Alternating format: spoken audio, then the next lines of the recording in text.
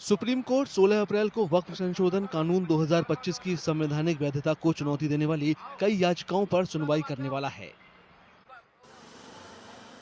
हाल ही में कानून बना वक्फ संशोधन अधिनियम वक्फ संपत्तियों के प्रशासन में बड़े बदलाव लाता है। इसमें वक्फ बोर्डों में गैर मुस्लिम प्रतिनिधित्व और राज्य नियंत्रण का विस्तार शामिल है। कम से कम 15 याचिकाओं में ये तर्क दिया गया है कि वक्फ संशोधन कानून धार्मिक स्वतंत्रता और समानता जैसे संवैधानिक अधिकारों का उल्लंघन करता है। विपक्षी नेताओं ने इस वक्फ संशोधन अधिनियम की कड़ी आलोचना की है और इसे भेदभावपूर्ण और मुस्लिम हितों के लिए खतरा बताया है। ये बिल का मकसद सिर्फ मुसलमानों को जलील और रुस्वा करना है, मुसलमानों को दूसरे दर्जे का शहरी बनाने का इनका मकसद है। इस कानून को फाड़ता हूं, ये अनकॉन्स्टिट्यूशनल है सर। इस देश में झगड़े पैदा करने का काम बीजेपी करना चाहती है मस्जिद और मंदिर के नाम पर, इसीलिए मैं इसका कंडेम करता हूं। ये इनका इंटेंशन ठीक नहीं है, इरादा ठीक नहीं है।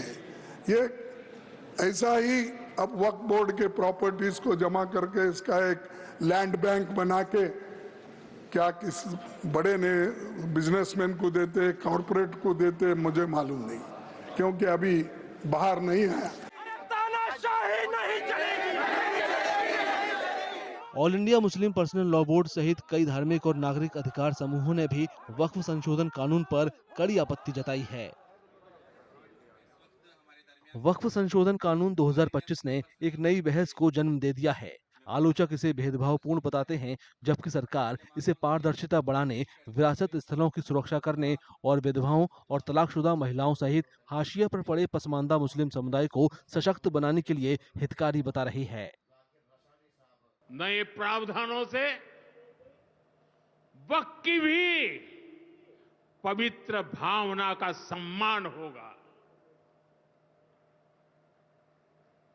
मुस्लिम समाज के गरीब और पसमानदा परिवारों, मुस्लिम महिलाओं, खास करके मुस्लिम विधवाओं को, मुस्लिम बच्चों को उनका हक भी मिलेगा और भविष्य में उनका हक सुरक्षित रहेगा।